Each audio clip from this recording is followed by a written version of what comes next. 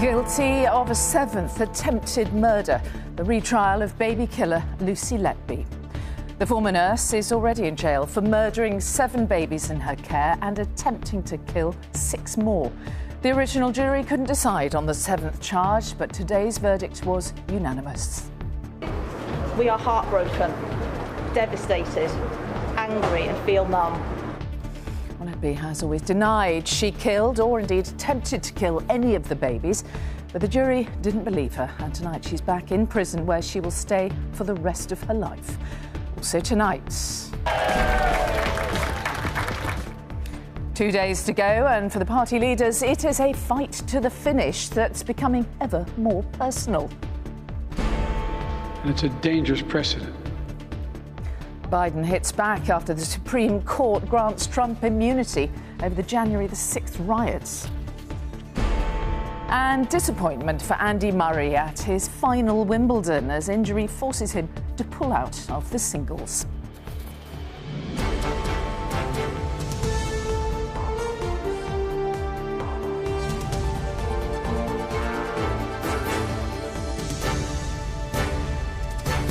This is the ITV Evening News with Mary Nightingale.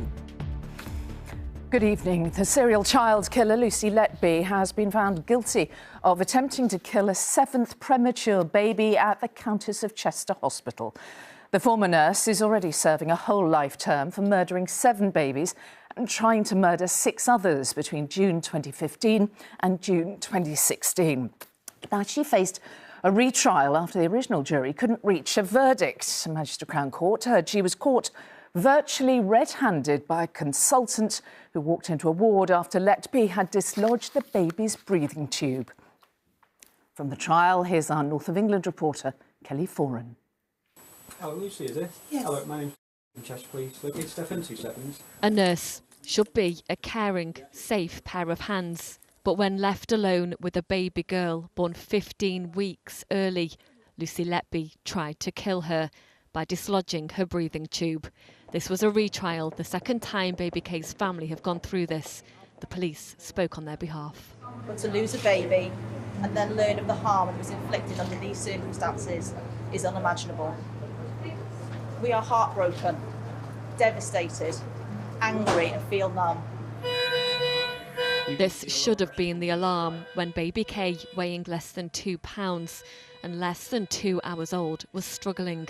But when a consultant walked in the room, there was no sound and there was no sign of Letby doing anything to help. That is a night that is etched on my memory and will be in my nightmares forever. Dr. Ravi Jairam, a key witness, told ITV News following the last trial that he'll never forget what he saw that night. Ordinarily, number one, the alarms would have been going off. But number 2, the nurse would have called for help. And Lucy Letby was standing by the top of the incubator. She didn't have her hands in the incubator. What was she doing then? Well, she was just standing there. Now, tubes become dislodged. But this was a 25-week gestation baby who wasn't kicking around, who wasn't vigorous. The only possibility was that that tube had to have been dislodged deliberately. They told me that there would be a lot more deaths and that I'd been linked to somebody that was there for a lot of them. Speaking softly and calmly when questioned by police, she always maintained her innocence. Letby dislodged the tube a further 2 times over the following few hours in an attempt to cover her tracks and suggest that the first dislodgement was accidental. These were the actions of a cold-blooded, calculated killer. Letby was taken back to prison after today's guilty verdict, where she's already serving a whole life term.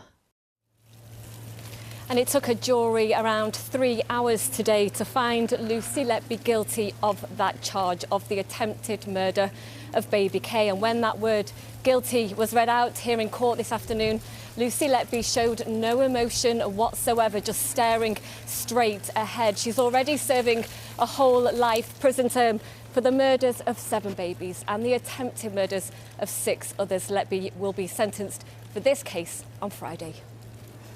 Kelly Foran in Manchester. Thank you. Now, the general election campaign enters its final hours. An ugly row has broken out over how long a Prime Minister should work. The Conservatives claim Sir Keir Starmer would be a part-time PM because he avoids working on Friday nights to be with his family. Mr Starmer said it was a really desperate attack bordering on hysterical. Our political correspondent Romilly Weeks reports. Now, Romilly, the campaign is turning even more personal, isn't it? It has, Mary, and it's really rather a surprising line of attack. It started with Keir Starmer saying that he tries to save Friday nights for his wife and 2 children, and he intends to try and keep on doing that when he becomes, if he becomes, Prime Minister. The Tories then seized on that with absolute gusto, putting out adverts suggesting that would mean that he would be a part-time Prime Minister. The Defence Secretary, Grant Shapps, saying defending Britain's security isn't a daylight hours only job. And Maria Caulfield trying to suggest that would mean that he would only work a 4-day week. It might have stayed there in the realms of the slightly desperate had it not been for various Jewish groups and the government's independent anti-Semitism czar, John Mann, saying that the reason that Friday nights, in common with many Jewish people, is so important to the Starmer family is his wife Victoria's Jewish faith, and not to recognise that, in the words of Lord Mann, is dangerous and insidious. Well, I asked the Prime Minister today whether he personally was comfortable with this line of attack, especially as previously in the campaign he said that one of the things that he admires about Keir Starmer is his work-life balance and prioritising his family. He didn't repeat the attacks himself, but he did say that the job involves a lot of sacrifice, with always work to do and decisions to be made. You have to wonder, though, how it serves the Conservative campaign at this point to potentially alienate some Jewish voters, and also some of those who just think that it's perfectly reasonable for a parent to want to spend time with their family. Romilly Weeks at Westminster, thank you.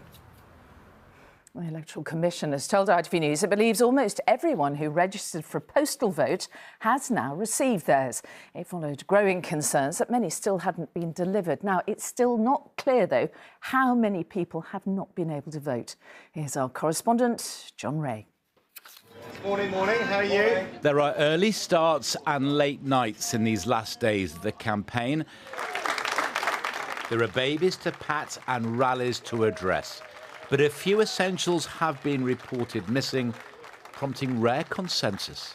I am concerned about the postal ballots because it is really important in this election that every single person has the ability to vote. It's right that the Royal Mail have said that they will look at any concerns where they're raised, because obviously we want to make sure everyone can vote, because this is an important election.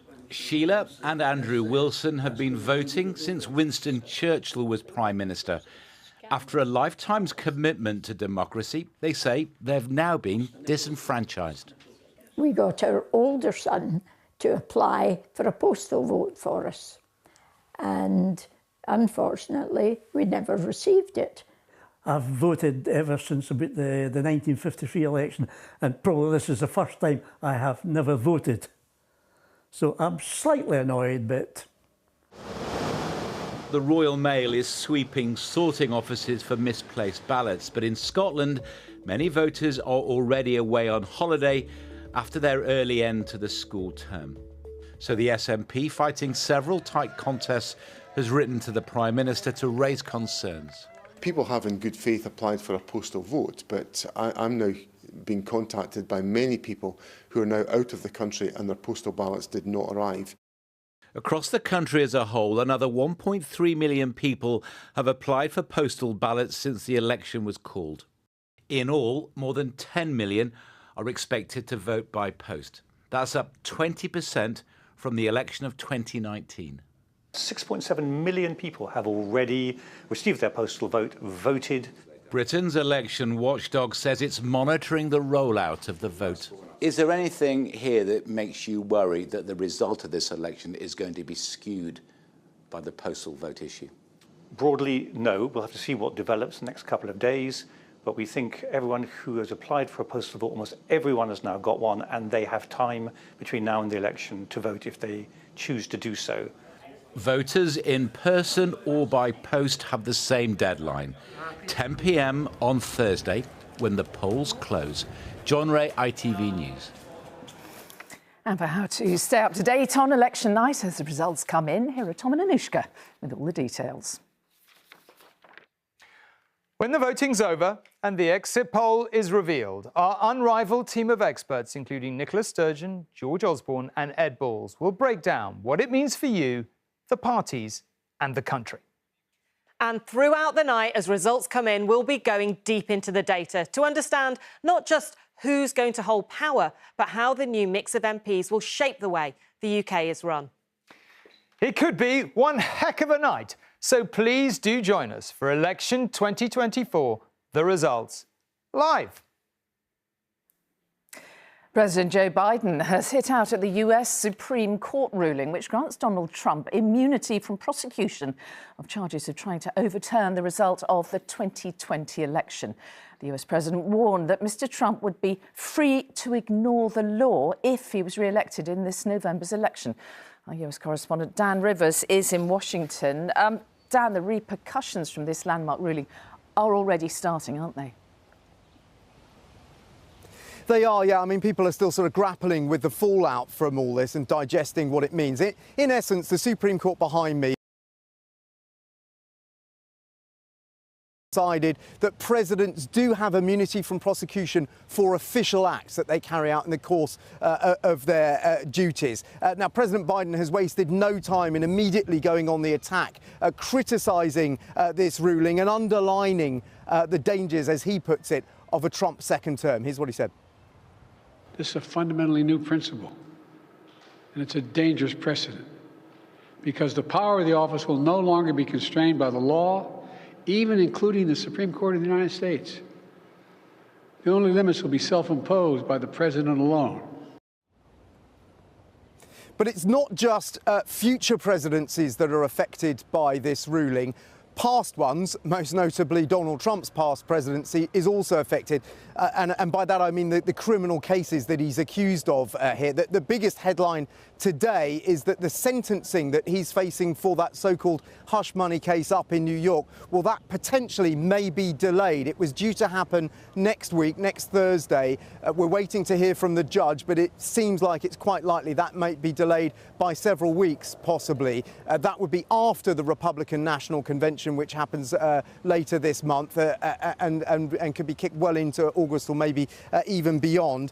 The other case that's going to be certainly delayed is the election subversion case, all relating to January the 6th here. That's definitely now not going to start until after the election. The two other cases he's facing in Georgia and relating to classified documents may also be affected by this ruling. So some really big repercussions from what has come out of the Supreme Court.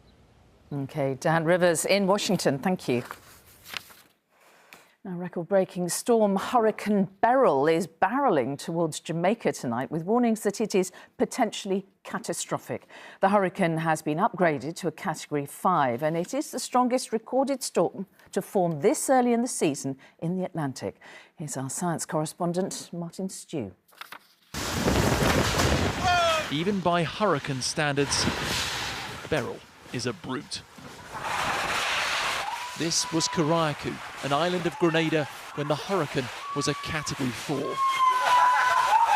It's now been upgraded to Category 5. 160-mile-an-hour winds and savage storm surges have left swathes of the Caribbean flattened and flooded. This is actually the strongest storm that we've had in my lifetime. So many people have lost their boats. There's nothing more we can do but stand and watch total destruction. Our livelihood gone down the drain. To see storms on this scale is rare. In July, it's almost unheard of. If we look at every recorded Category 5 hurricane broken down month by month, we can see that September is the peak season because that's when the ocean is at its warmest. Now, Beryl, on the 2nd of July, is 2 weeks earlier than the previous earliest, set in 2005. And here is a key reason why. This line shows the surface temperatures in the tropical area of the Atlantic, whilst the red line shows this year. It's already nearly as warm now as it is at the September peak. Our ocean temperatures are increasing due to climate change, which is providing the fuel and the energy to really intensify hurricanes. Beryl is now tracking towards Jamaica, where forecasters warn a foot of rain could see more flash flooding like this. She's already claimed at least 2 lives. The destruction isn't over yet. Martin Stew, ITV News. Here, the former DUP leader, Sir Geoffrey Donaldson, will face more historical sex charges when he appears in court tomorrow. His wife, Lady Eleanor Donaldson, is also facing additional charges of aiding and abetting. Well, Jordan Moats is in Belfast for us tonight. So, Jordan, remind us then of the background to this case.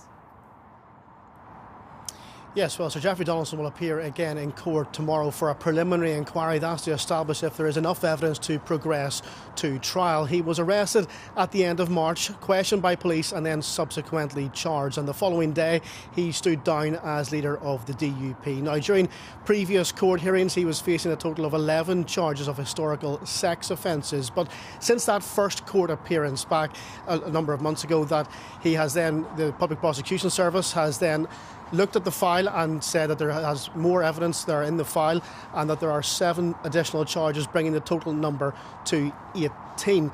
That's 1 of rape, 4 of indecent assault and 13 of indecent assault. So now Lady Eleanor Donaldson is also facing an additional charge of aiding and abetting. Both are due to appear again in court tomorrow, where they will plead not guilty. John Moats in Belfast, thank you. Children's charities have told ITV News of their deep disappointment that reducing child poverty isn't higher up the agenda during the election campaign. The latest government figures show 4.3 million children in the UK in relative poverty last year. But many of those on the breadline have already lost faith in politics, as our social affairs correspondent Sarah Corker reports. In just the past years, it's just getting worse and worse and worse with no change. The cost of living, the cost of gas and electricity, even just washing children's clothes. Schools are stepping in like never before to help pupils and their parents. The support goes well beyond the classroom. See, this just goes so far. On the playground of this school in Middlesbrough, parents run a discounted food shop. Thank you. Porridge, little man. 72% of students here are on free school meals. That's almost 3 times the national average. When Josh became a single dad of 2, the school helped him to apply for universal credit, as well as providing food and clothing. Because I've had to skip meals sometimes, so because I didn't want to take anything away from the kids, so it's completely different to me. Because before this, I had quite a good job.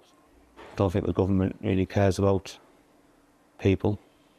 Children's charities have been blistering in their criticism of all parties. They say politicians have failed to offer meaningful plans to help the more than 4 million children living in poverty. Tia is a working single mum of 3. But child benefit is restricted to her first 2 children. That means losing out on £250 a month for baby Isaac. She's being supported by this London charity.